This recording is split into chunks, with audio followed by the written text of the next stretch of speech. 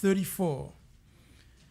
Puis, ayant appelé la foule avec ses disciples, il leur dit, « Si quelqu'un veut venir après moi, qu'il renonce à lui-même et qu'il se charge de sa croix et qu'il me suive. Car celui qui voudra sauver sa vie la perdra, mais c'est lui ou celle qui perdra sa vie à cause de moi et de la bonne nouvelle la sauvera. Et que sert-il à un homme de gagner tout le monde s'il perd son âme? Que donnerait un homme en échange de son âme?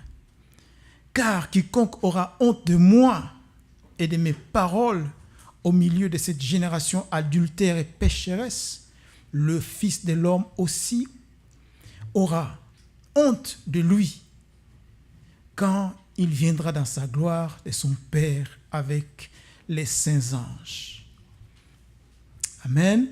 Amen.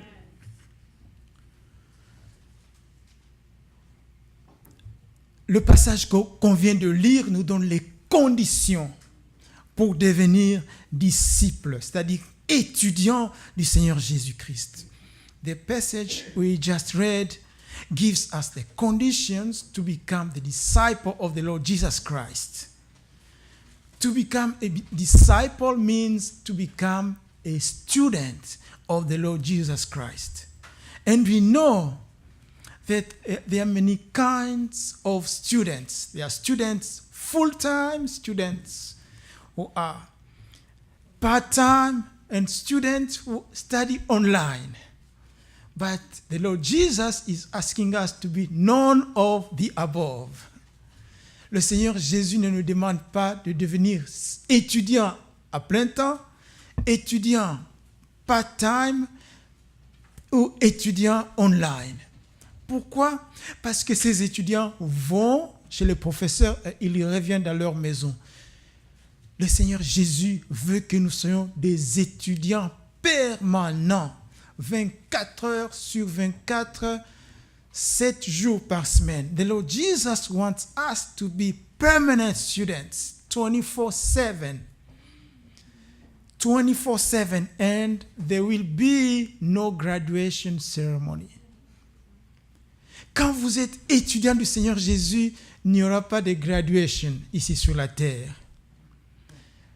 La cérémonie pour recevoir le diplôme aura lieu où? Au ciel. Aura lieu au ciel. The ceremony to receive our diploma will be held in heaven. And during that day, the Lord Jesus will give us certificates in the form of crowns. Le Seigneur Jésus nous donnera des certificats sous forme de couronnes. Et il y a des étudiants qui ont honte du Seigneur Jésus. Honte de parler, n'est-ce pas, en public, sous les insultes du Seigneur Jésus. J'ai un ami qui va chaque jeudi à Olney et Roosevelt Boulevard pour se tenir sur une petite chaise pour proclamer l'évangile. Il subit le même sort. On l'insulte. On lui jette des choses, mais il persévère. Amen. Amen. So, the ceremony will be held in heaven, and the Lord Jesus will give us our crowns. He will congratulate us. Good and fidel, faithful servant, come in my glory. And that day, some people will be ashamed of the Lord Jesus, because some people, when it comes to talking about the Lord Jesus in public, oh Lord, you know, I'm so special, I cannot do that. And the Lord Jesus is saying, if you are ashamed about me, I will be ashamed about you in heaven. You will say, Lord Jesus, where's my crown? And the Lord Jesus will say, you know, I'm too special to give you your crown. You know, don't be ashamed of the Lord Jesus Christ when it comes to talking about him in public. Et cela montre la seigneurie du Seigneur Jésus-Christ. Nous sommes des étudiants à vie, des étudiants en permanence. Nous sommes des étudiants qui suivent le Seigneur Jésus. Et le Seigneur Jésus, c'est lui qui veut venir après moi. The Lord Jesus is saying, whoever wanna come after me, c'est lui qui veut venir après moi. Si quelqu'un veut venir après moi, il doit être sous mon autorité. If somebody wanna come after me, he must be under my authority. C'est une invitation adressée à tous, à la foule comme aux disciples. Et c'est à nous de décider librement que Jésus prenne le full control de notre vie. It belongs to us to decide freely that the Lord Jesus takes the full control of our life. Give him the full control of your life.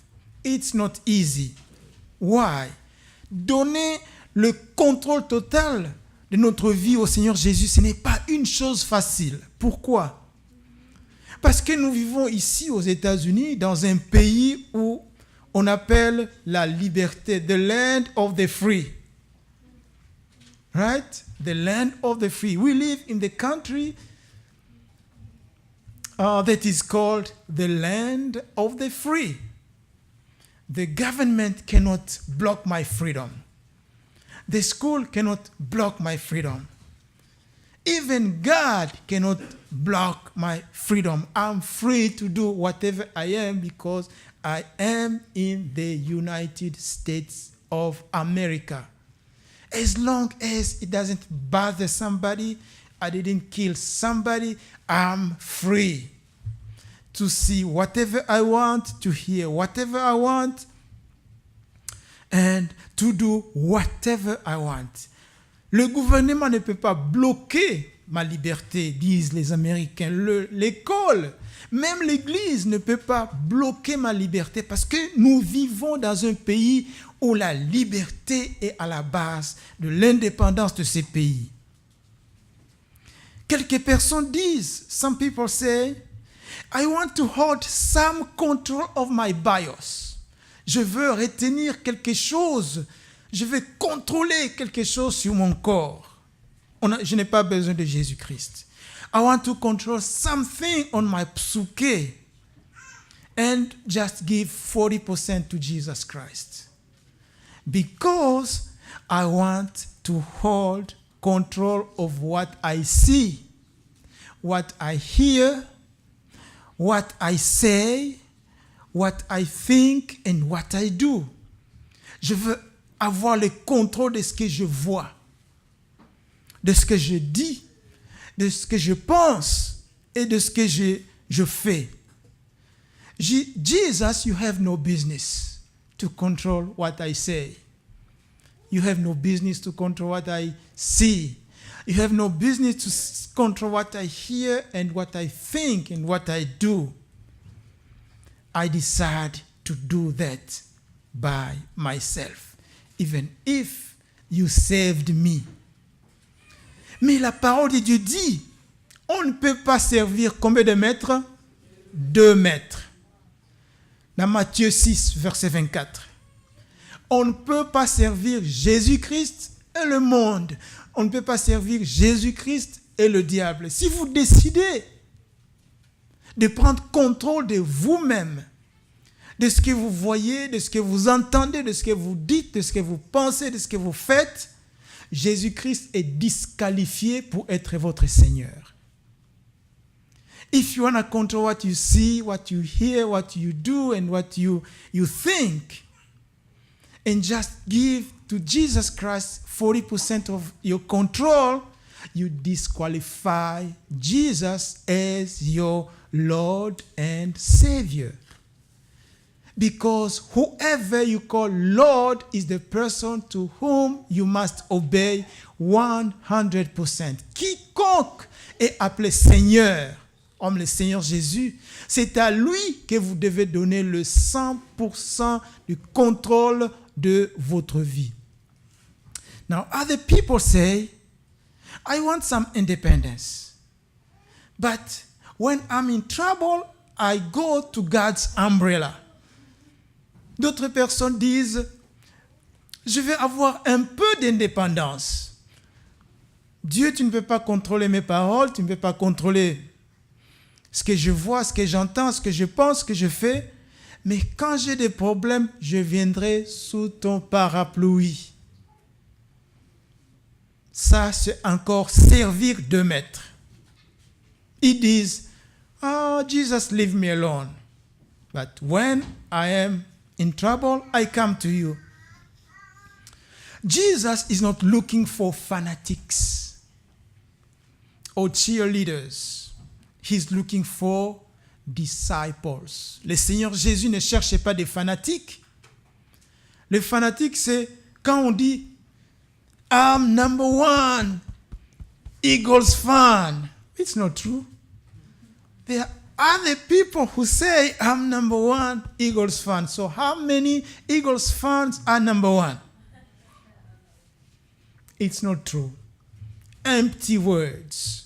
Le Seigneur ne veut pas avoir des paroles vides, des engagements vides, des engagements fanatiques.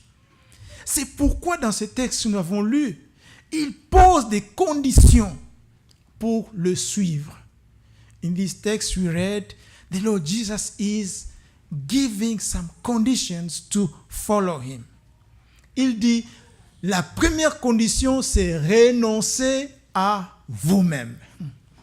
The first condition is to surrender all. Not for 2 hours in church, but for every minute, every second of your whole life. You have to give it to the Lord Jesus Christ. Donnez tout, comme on dit dans le chant.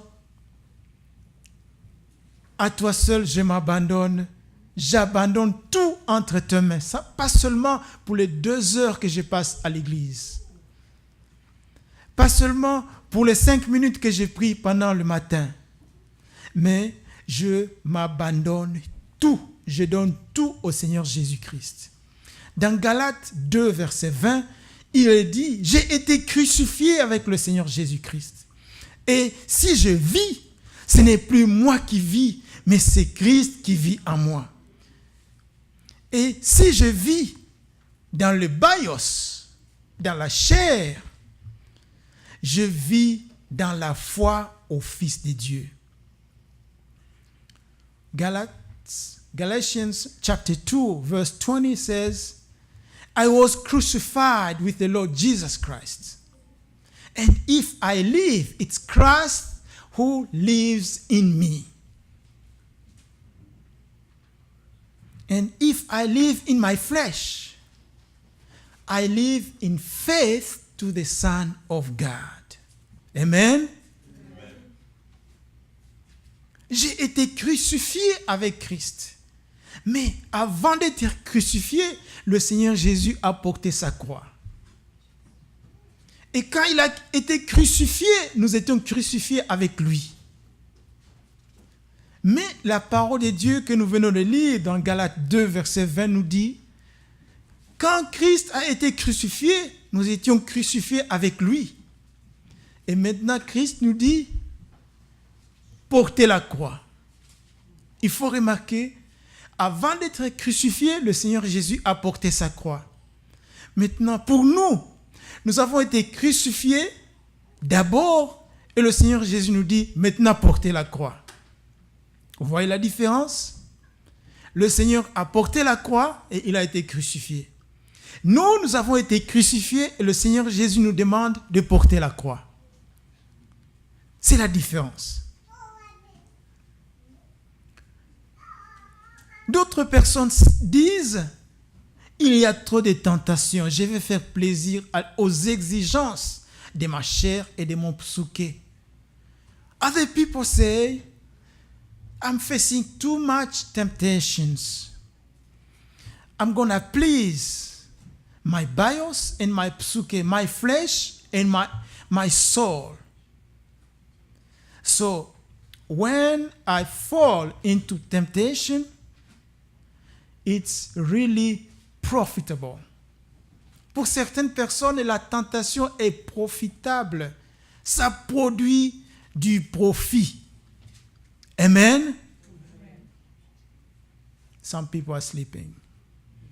If you close your eyes, I'm going to tell you, say your name. Amen? Not just to embarrass you, but to wake you up. OK. Alors, certaines personnes disent que les tentations leur profitent. Ça leur produit du gain. Ils ont un grand goût, n'est-ce pas? Un grand appétit pour faire plaisir à leur langue, pour faire plaisir à leurs yeux, pour faire plaisir à leurs oreilles, pour faire plaisir à leurs actions. Ça les profite. Et comme résultat, ils gagnent le monde. N'est-ce pas? Quand vous donnez du profit, quand vous cherchez du profit par votre langue, par vos yeux, par vos oreilles, par vos pensées et par vos actions, vous cherchez tout simplement à gagner le monde. Et que chercherait-il? Que servirait-il à quelqu'un de gagner le monde entier? D'avoir un grand appétit, de rendre les yeux profitables à la chair, la langue profitable à la chair, les oreilles profitables à la chair, afin de gagner le monde si on perd son âme. Le profit. La deuxième condition que le Seigneur demande pour le suivre, c'est de se charger de sa croix. Que chaque personne se charge de sa croix. The second condition, the Lord is requiring us to follow him, is to take our cross. Il ne dit pas, chargez-vous de la croix du calvaire. Il dit, chargez-vous de votre croix. Vous avez été crucifié avec Christ. Maintenant, il vous appartient de vous charger de votre croix. The Lord Jesus is not telling us to take the cross of Calvary and carry it, but he's asking us to take our own cross and carry it around. Dans le premier siècle, le Romain forçait les criminels de porter la croix. Et en route, on ridiculisait, on insultait celui qui portait la croix. The Roman people forced those people who were the victims of the cross to carry their own cross. And when those people carried the cross, they ridiculed them. They insulted them. And they said that's what he deserved because he is really bad, a really bad person. Maintenant, la croix était une punition que les Phéniciens, les Carthaginois, les Égyptiens et les Romains utilisaient pour crucifier les généraux qu'ils avaient capturés pendant la guerre. Donc, les Phéniciens, les Carthaginois, les Égyptiens et les Romains utilisaient la croix, la crucifixion pour humilier l'armée adverse. Ils allaient en guerre et s'ils triomphent sur vous, s'ils triomphent sur votre armée, ils arrêtent tous les généraux, tous les capitaines, tous les majors, tous les hauts gradés et ils les crucifiaient. Et avant de les crucifier, ils les ridiculisaient, ils les faisaient marcher dans la ville et on les insultait pour leur échec et on les crucifiait. Donc c'était une arme pour crucifier les victimes de la guerre. Et des clous étaient enfoncés dans leurs pieds et dans leurs mains sans anesthésie. Et ils étaient là suspendus sur la croix. Suspendus sur la croix. Et c'était tellement pénible qu'un petit changement de position ajoutait des douleurs additionnelles. C'était torturant quand on était sur la croix de changer de position. Parce que c'était très, très pénible. Donc c'est lui qui a été crucifié devait avoir la même position pour chercher une petite aisance. S'il change de position, ça lui ajoutait des douleurs. So the Romans and those people, the Phoenicians, who crucified generals they captured during the war, they nailed them on the cross. And when they were on the cross, they should take the same position. And while in the same position, if they made a mistake of changing the position, the hurt increased. The pain increased. And it was painful to be crucified and to ridicule people who were crucified. They crucified them without clothes. So people passed by and they were really ridiculed. That's why in 1 Corinthians chapter 1, verse 17, it is said that when you preach the cross among the Greek people, it was ridiculed because they knew what the cross was. C'est pourquoi il est dit dans 1 Corinthiens chapitre 1, verset 17, que la prédication de la croix, c'était une folie. Nous savons ce que la croix voulait dire. Pourquoi prêcher la croix? C'était contraire à la sagesse des hommes. Et il y a des personnes qui ont fait des recherches scientifiques, des recherches médicales.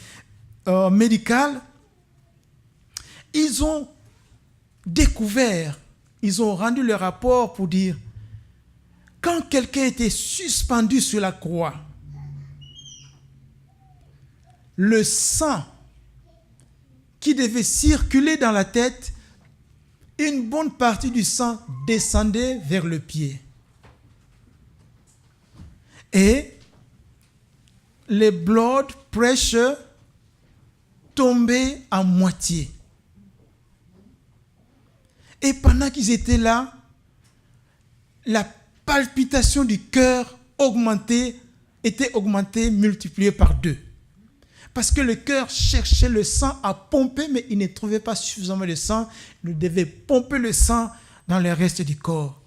Et les victimes étaient là pendant 2 ou 3 jours. 2 ou 3 jours. C'est pourquoi les Romains, pour ne pas permettre que leurs amis, les amis des victimes, viennent les arracher de la croix, ils allaient pour briser leurs pieds, pour être sûrs qu'ils n'allaient pas prendre la fuite. Parce qu'ils étaient là pendant 2 ou 3 jours, dans la douleur, la souffrance et l'humiliation. Et quand ils sont arrivés auprès du Seigneur Jésus, après 6 heures, il était déjà mort. Ils étaient étonnés. Pourquoi? Parce qu'il avait le contrôle de sa vie. Dans Philippiens 3, 18 à 19, il dit « Plusieurs personnes marchent en ennemis de la croix. » Vous pouvez être dans l'église et marcher en ennemi de la croix et avoir Jésus-Christ comme n'étant pas votre Seigneur et Sauveur. Il y a des personnes qui marchent en ennemi de la croix. Comment est-ce qu'on marche en ennemi de la croix? Très rapidement, ça c'est ce qu'on appelle, how do they call this? Your heart. And in your heart, there are 2 pieces of furniture. Dans votre cœur, il y a 2 meubles. Le premier meuble,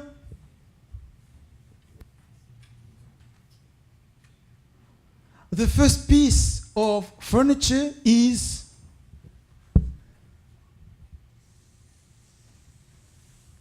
so let's say this is your it's falling.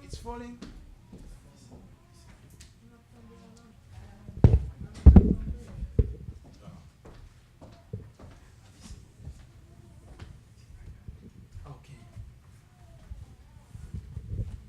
Thank you.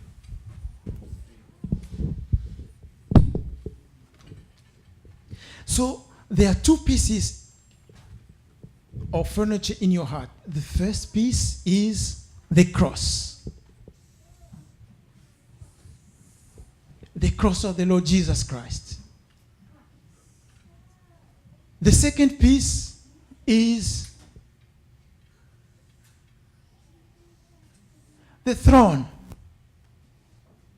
It's your decision. C'est votre décision. Qui doit être sur la croix et qui doit être sur le trône? You decide.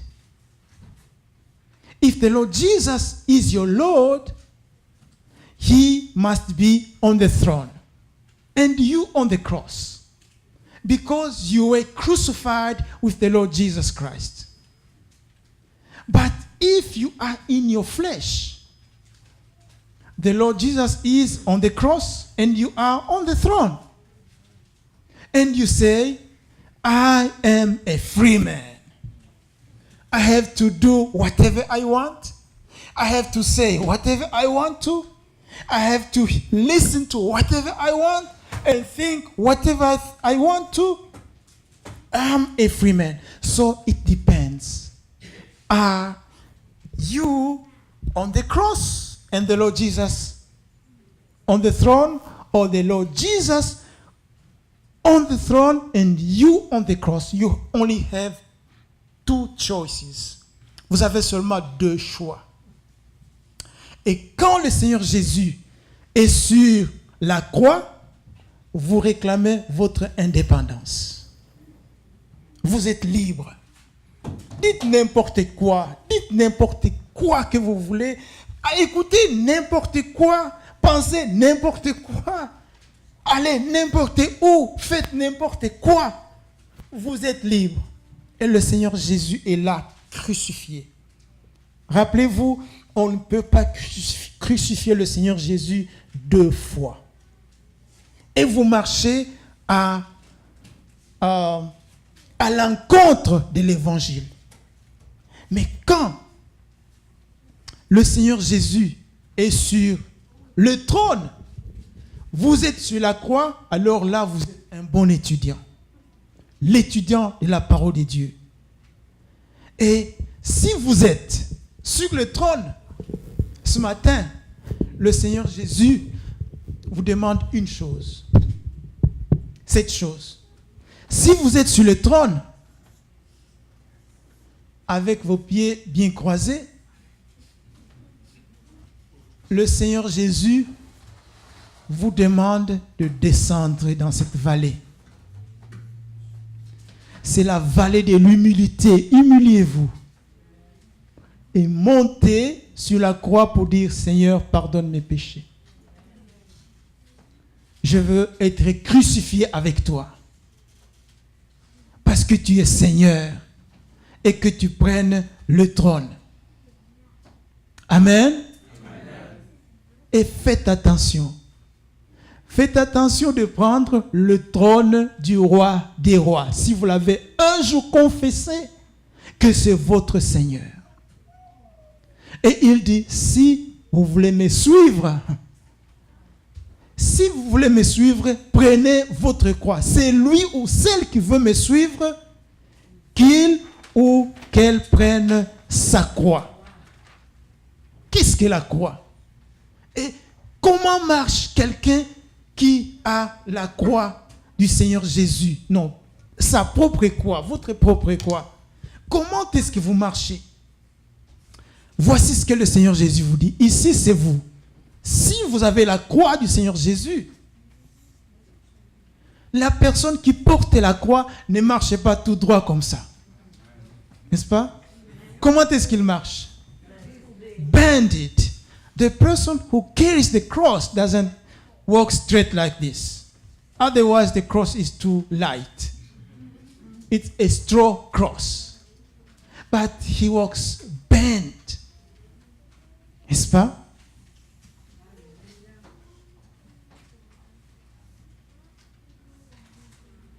And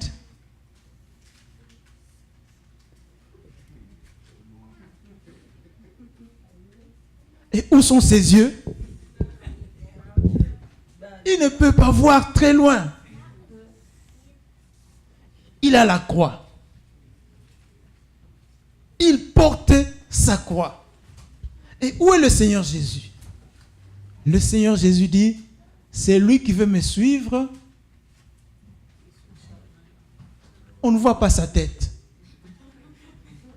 On voit seulement le dos. C'est lui qui veut me suivre, qu'il prenne sa croix. Et quand on marche avec la croix, on ne voit pas comme dans un boulevard, comme dans les voitures où vous avez de high beams. Mais tout ce qu'on voit, c'est ça. Juste les pieds du Seigneur. C'est pourquoi le psaume 119, verset 105, qui dit « Ta parole est une lampe à mes pieds. » Je vois seulement l'environnement de mes pieds. Je ne vois pas à 100 mètres. Je ne vois pas à 2 kilomètres. Et le Seigneur Jésus dit « Je connais le plan que j'ai fait pour vous. » Un plan de bonheur et non de malheur. Et ce plan, nous devons le découvrir chaque jour en portant notre croix. En regardant les pieds où Jésus a posé le pied. Pas à pas, nos pieds dans ses empreintes. Nous mettons les pas là où le Seigneur Jésus a mis ses pas. Mais le danger est que, Seigneur, moi je suis fatigué avec cette croix, je la jette et puis... Bonjour liberté. Good morning freedom. Et puis vous commencez à penser du n'importe quoi. Dire n'importe quoi. Penser n'importe quoi. Avoir n'importe quelle attitude. Là, vous avez failli à la croix. Portez votre croix. Et croyez-moi, quand vous marchez comme ça, les gens du monde pompent leur musique remplie de péché. Il y a la musique qui vient dans vos oreilles remplie de péché. La pression que le diable met. Mais ta parole est une lampe à mes pieds. Moi, je suis concentré sur ce que le Seigneur me donne, sur ce que je vois de ses pas. C'est pourquoi nous avons encouragé chaque personne de prier. Nous avons encouragé chaque personne de lire la parole de Dieu. Parce que ça va vous empêcher d'être distrait par les choses du monde. Croyez-moi mes frères, quand vous ne lisez pas la parole de Dieu, il y a quelque chose qui va les remplacer. Vous passez 2 heures seulement à l'église, mais vous allez passer 7 jours seuls. Et pendant ces 7 jours, croyez-moi, il y aura des combats. Si vous n'avez pas la parole de Dieu, vous allez perdre une bonne partie du combat et le diable va avoir une partie de la victoire. Et il y a des personnes, peut-être qui ne sont pas de l'église. Il y a seulement une pièce dans leur cœur et la croix du Seigneur Jésus est en dehors. Ils font n'importe quoi. N'importe quoi. Ça, c'est pour ceux qui sont dans l'église et ça, c'est pour ceux qui ne sont pas dans l'église. Et porter la croix, frères et sœurs, ça coûte. Ça vous coûte. Les dépenses ont été payées par le sang du Seigneur, par son sacrifice, mais aussi, quand nous portons la croix, nous devons faire des dépenses, des sacrifices. Vous savez, le péché donne un pouvoir. Le péché a un pouvoir. Vous devez sacrifier le pouvoir du péché. Il y a le chant qui dit, veux-tu briser du péché le pouvoir? Le péché a du pouvoir. Il faut sacrifier le pouvoir du péché. N'est-ce pas? Parce qu'avec le péché, vous gagnez le monde. Vous faites exactement ce que le monde fait. Et, par exemple, la colère a une puissance. Quand vous êtes en colère, les gens vous craignent. Vous pouvez faire taire quelqu'un avec votre colère, n'est-ce pas? Vous pouvez faire taire quelqu'un avec votre colère. On voit votre visage et dit, non, les choses deviennent sombres ici, maintenant je prends la fuite.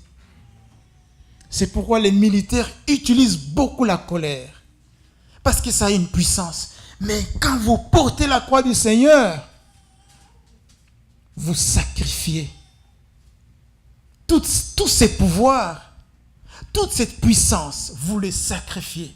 Et le but, c'est de devenir tout simplement le sel de la terre.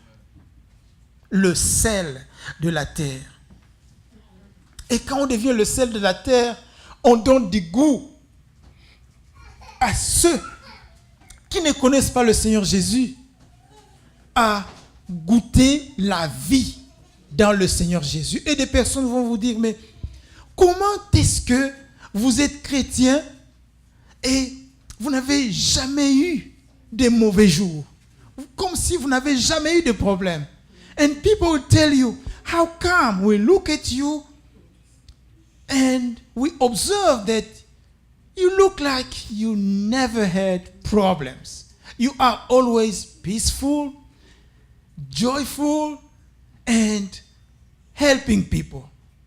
Et parce que vous êtes devenu le sel de la terre. Et qu'est-ce qui vous a rendu salé pour le Seigneur Jésus? C'est la croix. Quand vous portez la croix, un jour vous serez crucifié. Vous allez perdre des amis. Vous allez perdre des enfants. Vous allez perdre des parents parce que vous avez décidé de suivre le Seigneur Jésus. Vous savez, dans les pays musulmans, quand vous portez la croix, le père ou la maman a le droit de vous tuer. Quand vous avez donné votre vie au Seigneur Jésus, vous reniez l'islam, votre papa ou votre maman a le droit, d'après le Coran, de vous tuer. Parce qu'il rend un service à Allah. Donc ça coûte de porter la croix. Frères et sœurs, c'est merveilleux de marcher avec le Seigneur. Parce que quand nous marchons dans l'invisible. Mais c'est lui qui voit dans l'invisible nous conduit.